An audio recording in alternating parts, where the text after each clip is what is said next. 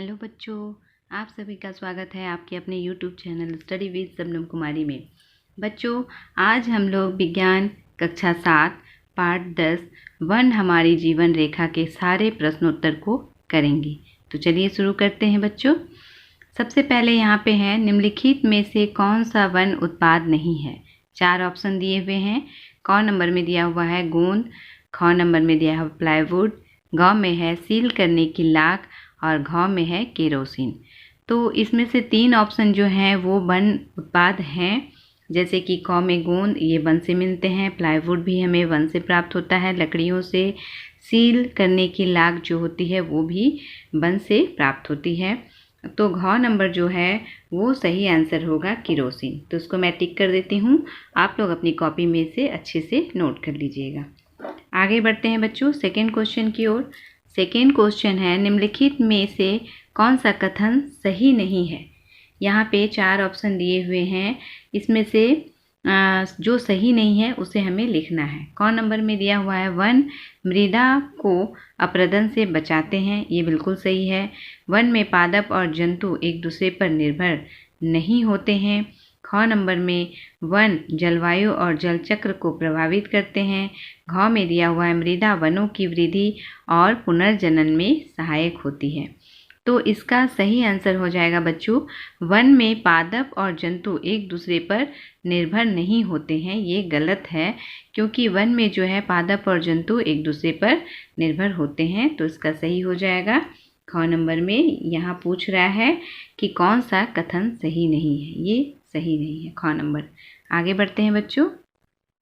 आगे है हमारा 3 नंबर में, सूक्ष्म जीवों द्वारा मृत पौधों पर क्रिया करने से बनने वाले एक उत्पाद का नाम है। क नंबर में दिया हुआ है बालू, ख नंबर में है मशरूम, ग नंबर में ह्यूमस और घ में है कास्ट। तो इसका सही आंसर हो जाएगा ग नंबर ह्यूमस। सूक्ष्म जीवों के द्वारा ह्यूमस जो है मृत पौधों को खाने के बाद जो है वो ह्यूमस बनता है।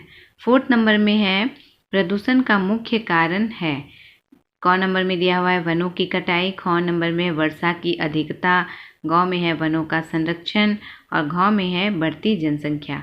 तो प्रदूषण का मुख्य कारण जो है यहाँ पे हमारा क नंबर हो जाएगा, वनों की कटाई। आगे देखते हैं 5 नंबर में। 5 नंबर में है, पौधे श्वसन क्रिया में ग्रहण करते हैं। पौधे जो है श्वसन क्रिया में कौन सी गैस ग्रहण करते हैं। 4 ऑप्शन दिया हुआ है। क नंबर में है ऑक्सीजन, ख नंबर में है कार्बन डाइऑक्साइड, ग में है नाइट्रोजन और घ में है ओजोन।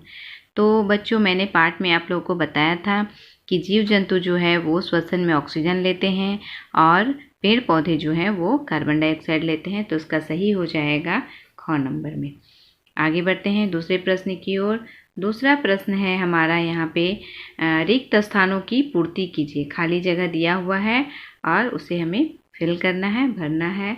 तो यहाँ पे है 1 नंबर में दिया हुआ है, कीट, तितलियाँ, मधुमक्खियाँ और पक्षी पुष्पीय पौधों की खाली जगह दिया हुआ है में सहायता करते हैं। तो क्या चीज़ में सहायता करते हैं। तो इसका सही हो जाएगा बच्चों परागन में। यहाँ पे हो जाएगा परागन। यहाँ मैं फिल कर देती हूँ, आप लोग इसे कॉपी में नोट कर लीजिएगा। दूसरा है, वन परिशुद्ध करते हैं और को। वन जो है किसको परिशुद्ध करते हैं। तो यहाँ हो जाएगा वायु और जल को। वन जो है वायु और जल दोनों को परिशुद्ध करते हैं।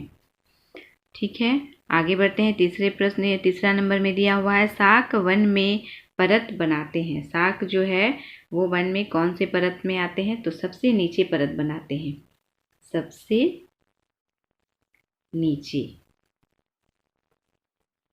नीचे परत बनाते हैं। आगे बढ़ते हैं 4 नंबर में है, वन में छैमान पत्तियां और जंतुओं की लीद को समृद्ध करते हैं। क्या चीज़ को समृद्ध करते हैं। तो यहाँ हो जाएगा मृदा, मिट्टी को समृद्ध करते हैं। यहाँ हो जाएगा मृदा। आगे देखते हैं। आगे है 3 नंबर में, सही एवं गलत का चिन्ह कीजिए।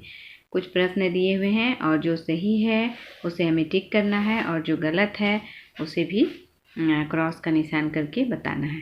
तो 1 नंबर में है, खाद्य जाल द्वारा ऊर्जा का प्रवाह होता है। खाद्य जाल के द्वारा जो है ऊर्जा का प्रवाह होता है, ये बिल्कुल सही है, उसको मैं टिक करती हूँ। दूसरा है पौधे श्वसन क्रिया में ऑक्सीजन गैस छोड़ते हैं, ये भी बिल्कुल सही है। तीसरा है क्षयमान पत्तियों को अपघटक पोषक तत्वों में परिवर्तित करते हैं। क्षयमान पत्तियों जो होती हैं उनको अपघटक क्या करते हैं, पोषक तत्व बना देते हैं, ये भी बिल्कुल सही है। आगे देखते हैं 4th नंबर में वन वर्षा में वृद्धि करते हैं। वन जो होते हैं वो वर्षा में वृद्धि करते हैं, ये भी बिल्कुल सही है। 5th नंबर में है वन ध्वनि प्रदूषण बढ़ाते हैं, ये बिल्कुल गलत है। वन जो है ध्वनि प्रदूषण नहीं बढ़ाते हैं। 4th नंबर में देखते हैं, यहाँ पे दिया हुआ है खंड अ खंड ब, दोनों को मैच करना है। जो सही है उसे हमें सही से उसको मैच करना है। तो यहाँ पे है 1 नंबर में, एक बार मैं खंड अ को पढ़ लेती हूँ। हरे पौधे 1 नंबर में, दूसरा में ह्यूमस, तीसरा में औषधीय पौधा, चौथा में स्वपोषी, 5वां में परपोषी। खंड ब में दिया हुआ है नीम, हरे पौधे, जीव, उर्वरता और वन। तो जो सही है उसे हमें सही के साथ मैच करना है। तो पहला है हरे पौधे। हरे पौधे जो हैं यहाँ पे हो जाएगा, क्या हो जाएगा, तो हरे पौधे जो हैं वो वन में पाए जाते हैं, तो इसका मैं वन के साथ मैच कर देती हूँ। हरे पौधे जो हैं वो वन हो जाएगा। ह्यूमस जो है उर्वरता, ह्यूमस क्या है, उर्वरता है, तो उसको मैं उर्वरता के साथ मैच कर देती हूँ। औषधीय पौधा नीम है। स्वपोषी, स्वपोषी जो होते हैं वो हरे पौधे होते हैं, अपना पोषण स्वयं करते हैं। परपोषी जो हैं वो जीव होते हैं, क्योंकि जीव जो हैं वो पेड़ पौधे पर निर्भर होते हैं। आगे बढ़ते हैं बच्चों। आगे है समझाइए कि वन बाढ़ की रोकथाम किस प्रकार करते हैं। इसको मैं आप लोगों को कॉपी में इसके आंसर को लिख के आप लोग को समझा रही हूँ। यहाँ पे है हमारा 5th नंबर में, समझाइए कि वन बाढ़ की रोकथाम किस प्रकार करते हैं। वन जो है वो बाढ़ की रोकथाम कैसे करते हैं। तो आंसर मैंने लिखा हुआ है, उत्तर है यहाँ पे, पौधे वर्षा जल के बहाव को रोकने में सहायक होते हैं। ठीक है, पौधे जो हैं वर्षा जल के बहाव को रोकने में सहायक होते हैं। वृक्ष के जड़ वर्षा के जल को अवशोषित, वृक्ष का जो जड़ होता है वो वर्षा के जल को अवशोषित कर लेते हैं, जिससे वर्षा जल भौम जल के रूप में क्या होती है, पृथ्वी की सतह पर मौजूद रहता है।